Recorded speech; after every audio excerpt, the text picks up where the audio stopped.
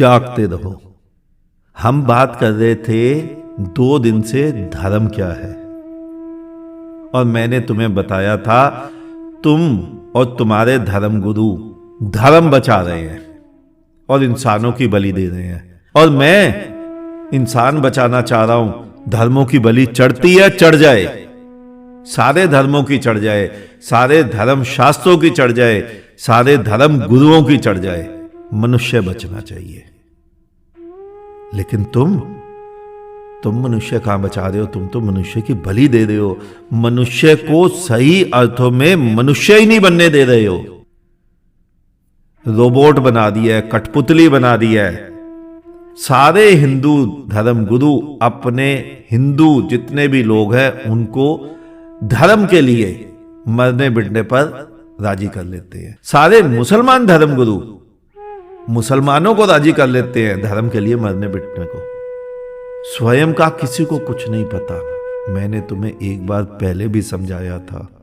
तुमने गीता रटी, रामायण रटी, कुरान रटी, बाइबल रटी, ग्रंथ रटा। किसने रटा उसको भूल गए, स्वयं को तुम भूल गए। और मैं तुम्हें स्वयं की याद दिला रहा हूं। अगर इंसान बचाने के लिए धर्मों को मारना पड़े तो मार देना चाहिए, क्योंकि अगर मनुष्य सही अर्थों में मनुष्य बच गया तो अपने लिए एक ना एक दिन धर्म खोज ही लेगा। आखिर बुद्ध ने खोजा, महावीर ने खोजा, नानक ने खोजा, कबीर ने खोजा, और गलती से मनुष्य मिट गया, जो मिटा ही हुआ है आज की डेट में। कौन मनुष्य सुखी है तुम्हारा? तुम्हारे धर्म गुरु ही अशांत हैं।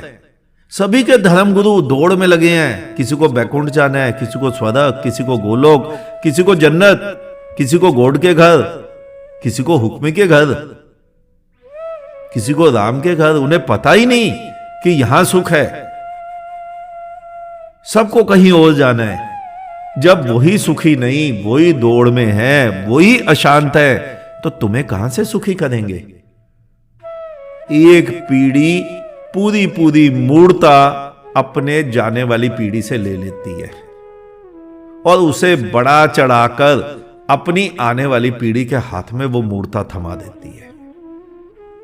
तुम्हें समझ ही नहीं आ रहा हो क्या रहा है। लगे हो दौड़ में सबके सब।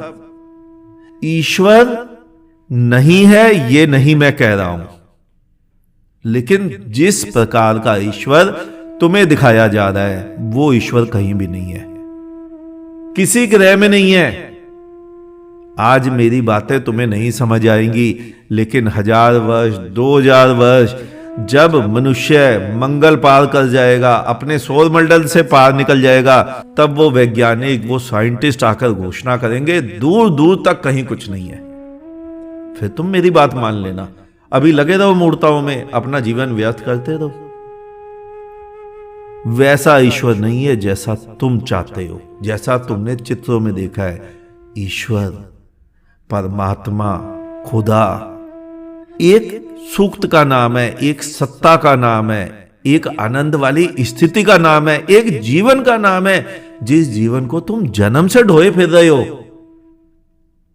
वो जो तुम्हारा सिद्धांत है ना कि ईश्वर हमारे भीतर है, वो तो बचने का सिद्धांत है। कोई ईश्वर हमारे भीतर नहीं है, तुम ईश्वर के भीतर हो। चारों तरफ ईश्वर बाहें फैलाए खड़ा है, चारों तरफ अस्तित्व, जीवन ही जीवन बिखरा पड़ा है। उस जीवन में एक छोटा सा कण जीवन का तुम्हारा है। देखो आंख उठाकर चारों तरफ, फूल, पत्ते, पेड़, पौधे, नदी, हवा, समुद्र, कीड़े मकोड़े, सभी जीवंत है। एक भी चीज मृत नहीं है यहां, और यहां चीज मरती नहीं है। गीता का यही तो सिद्धांत है, यहां चीज मरती ही नहीं है। और उस सारे जीवन के बीच में एक छोटा सा कण जीवन तुम्हारा है। तो वो सारा जो परमात्मा चारों तरफ फैला हुआ है, उस परमात्मा में तुम एक छोटे से कण हो, तुम भी परमात्मा हो, और तुम्हें मिलाकर ही वो पूर्ण परमात्मा बना है। उसी का नाम परमात्मा है, उसी का नाम ईश्वर है, उसी का नाम खुदा है। और तुम्हें जो समझाया जा रहा है, जो तुम्हें सुख दिखाया जा रहा है स्वप्नों में कि भविष्य में सुखी हो जाओगे, जन्नत में 72 नंगी हूरें मिलेंगी तुम्हें। तुम्हारे लिए ही कवारी बैठी है अभी तक वो, कि एक महामानव आएगा, पुरुष आएगा, वो हमारे को सेक्स की तृप्ति देगा। और खाली मुसलमान में 72